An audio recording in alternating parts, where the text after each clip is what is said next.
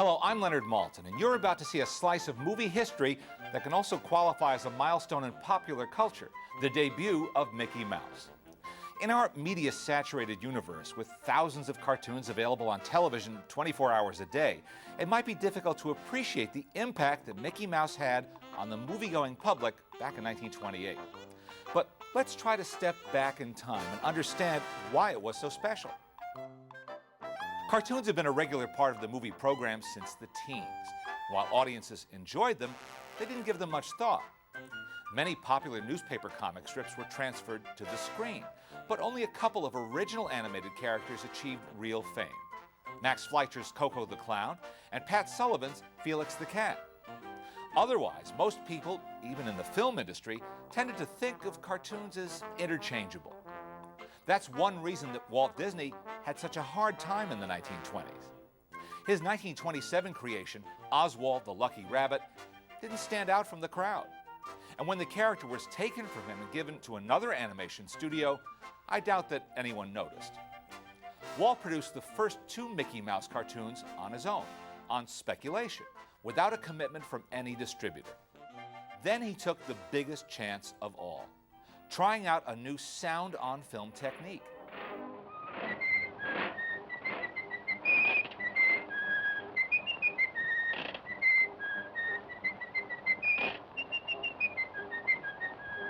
Steamboat Willie was built on the foundation of sound and music. And when Walt convinced a New York City theater owner to give it a try, the response was simply phenomenal. Why?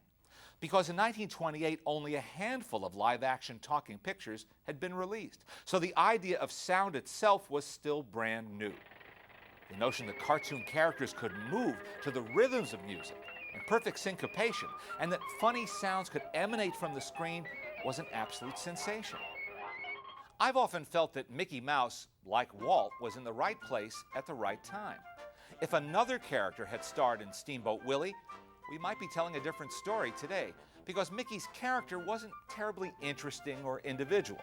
He was just a happy-go-lucky guy with an eye for a pretty girl, in this case, Minnie. That's why it's so interesting to see how Mickey developed year by year, film by film, as Walt tried to imbue him with a distinctive personality. Walt and his staff came to realize pretty early on that Mickey had great appeal, but he wasn't terribly funny. So they surrounded Mickey with a funny supporting cast, including Pluto, Clarabelle Cow, Horace Horsecollar, and the silly fellow who would come to be known as Goofy. And they kept the gags coming thick and fast. Walt placed great emphasis on the invention of gag ideas and offered bonuses to anyone on the staff who contributed good ones to the newest cartoon.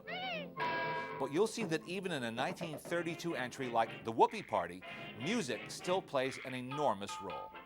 The film positively pulses with music, and a wonderful energy comes from that constant rhythm.